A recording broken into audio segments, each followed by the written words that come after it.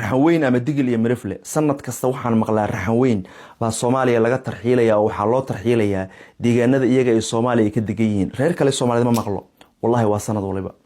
horta caawa jimcaha soo galaysa gacantana tusbax baa igu jiray ilaahay waxaan ka baryayaa caqdad la'aanta dad jacaylka sharafta ilaahay uu raxaweyn siiyay inuu qabiilada kale ee Soomaaliyeedna uu siiyo alla dulqaad badana فيديوغان قف كستا ee raxaweyna waxaan ka codsanayaa inuu share gareeyo kuna share gareeyo qof kale oo raxaweyna wiil iyo gabar si ay wax badan u ogaadaan sawirka meesha aan soo saaray meesha waxa saaran Isaaq iyo Harti iyo Samaroon Soomaali waqooyi waa Ingiriis intuu gumaysanay oo abaartii daba dheer ku dhacday 1947 maxamed siyaad bar Allah naxariisba wadanka maamulayay oo soo qaaday deegaanadiinii boo keenay caana geel iyo hilib bad ka dharjiseen iyo bariis يصار أدون عمبولو وأسوق قستين واحد هيسين سوى لما هدو سودو هيسين محل إنك قابل جودي إن صند والبلد إذن جرا هذا ولا ينترحيله يا سيدنا سعودي كجوكتان ديجانه ذا مركز جناعس وتكتان ما توقستان هيريا أمر إذن ما جيد مش يجو جاجيسن بإذن مادين إذن كل رجسن بعد وتكتين ديجانه ذي بعد جناعس كسم هيستين عشور بعد بحنيسان وحال إذنك قابل جودي سيدي إذنك الرياض جو السعودية اللي ذي هذا ولا ينترحيله يا ما أقتهاي مسلا صعدتها شبذا لحى شبذا هوسة جذو شبيلة هوسة باي يبقول لحظة قبل بماجورة إن يرحون إسكاليين سبب تاني دي شيء يا كون يسقال بقول يافر يتطبعات كي صومالي وقوي أو أبار معلول هاي صو الله فأه مركي لكن الدجاجة دي دجل يمرفلا الدجاجين كونفورت الصومالية محمد سياد بري الله ونحرسته ماب أيو سمي قبل الصومالية بان سمينا يا أبو يري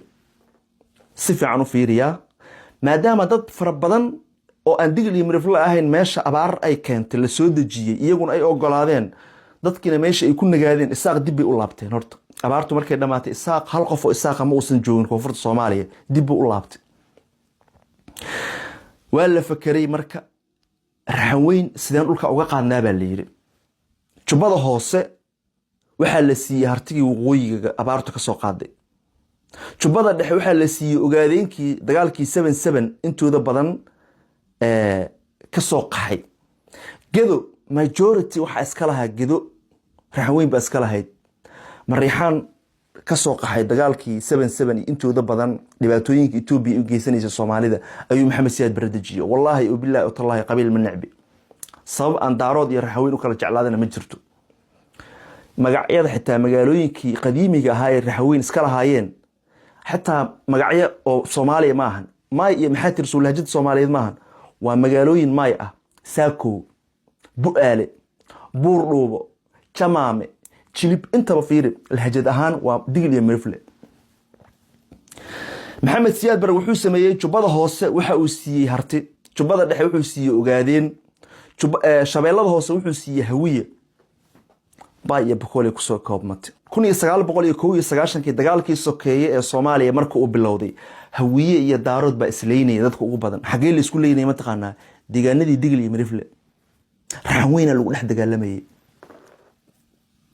hawiye waxay dhibaato u geysteen digil iyo mirifle daaroodkiina waxay dhibaato u geysteen digil iyo mirifle Jalaal Maxamed Faarax Ciidiid baa nacaan hawiye haystay Morgan oo ahaa ninkii inta badan haystay kooxii kale ee daaroodka ah raxaweyn iska dhaafay si kale in lagu dhaafay xitaa cuntooyinkii caadiga ahaa ee hay'adaha caalamka ee Soomaaliya keenayeen ayaa laga xiray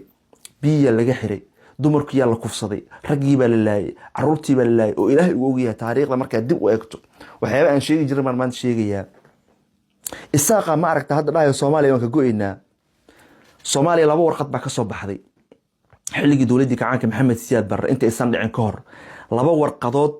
ayaa gacanta loo galiyay General Morgan waxa ku qorayd labada waxa la jiray warqadihii dhimashada tii koowaad iyo tii labaad tan koowaad waxa soo baxday Isaaq tan labaadna waxa soo baxday raxaweyn warqadihii dhimashada in deegaanadooda tartiib loo qaato Isaaq ma aysan iloobin deegaanadoodiina dib ugu laabteen waa ay difaacdeen laakiin reerka Ilaahay wax hilmaamsiyo reerka Ilaahay dulqaadkooda badiyay reerka Soomaali jaceelka Ilaahay ku abuuray reerka wax walba iska iloobo xumaanta iyo waxyaabaha dagaalada inaad ilowdo waa fiican tahay laakiin inaad xasuusnaato ma aragto wixii lagu sameeyay inaad xasuusnaato adiga dan kugu jirta iyo dhashaada dambe digil mirifla way hilmaameen wixii Soomaali u geysatay ilaahayow